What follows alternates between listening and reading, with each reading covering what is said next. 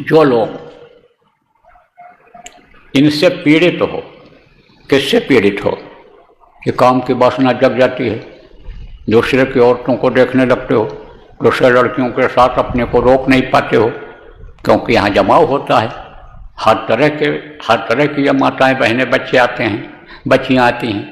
तो अगर नहीं रोक पाते हो और क्रोध जल्दी आ जाता है, गाली गुस्सा दे देते हो, अहंकार आ जाता है आपको कि हम तो पुराने हैं, हम तो जिम्मेदार हैं, मोह व्याप्त हो जाता है उस जगह से, मान लो जोन के जिम्मेदार हो, मान लो प्रांत के जिम्मेदार हो, जिला के जिम्मेदार हो, जिम्मेदारी का अहंकार आ जाता है। तो आप ये समझो कि आप एकदम से बैठ जाओ, चुपचाप भजन करो, भजन करो और कुछ मत करो, सब काम हो जाएगा। आपके बगैर कोई काम रुकने वाला नहीं है। अपनी इच्छा से कह दो भाई अब हम इसी में लगने वाले हैं, और अपनी इच्छा से नहीं कहोगे, लिख कर नहीं दोगे, विश्वास लोगों को नहीं होगा, तो उनको कहना पड़ेगा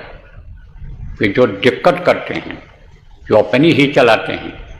जिनके अंदर ये दोष हैं, चाहे चारित्रिक दोष हो और चाहे ये जो बताया है ये हो, उनको कहना पड़ेगा कि हाँ आप लोग अब भजन कर लो और मन को अपने ठीक कर लो, फिर आपके अंदर जो गुण हैं वो जब आने लगेंगे, आ जाएंगे, तब फिर आप काम करना, छोड़ना नहीं उन जीवों को भी, क्योंकि गुरु महाराज के जीव है, और अगर उनको छोड़ोगे, छूट जाएंगे वो, तो फिर ठोकर खाएंगे और कहीं ठिकाना नहीं लगेगा। लेकिन सुधार बहुत जरूरी है। इसलिए मान लो किसी को कहा गया हो और आगे भी कुछ ऐसे हैं कि कहा नहीं जाएगा भजन में लगने के लिए,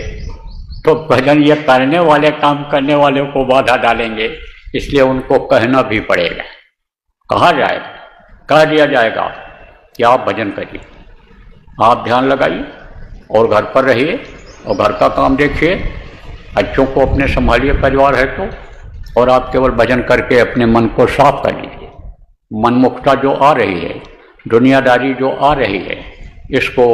खत्म कर दीजिए, तो फिर परमार्थ में लगिए, गुरुमुखता लाइए, गुरु के आदेश का पालन करिए, गुरु के नियम का पालन करिए, गुरु के बताए रास्ते पर चलिए।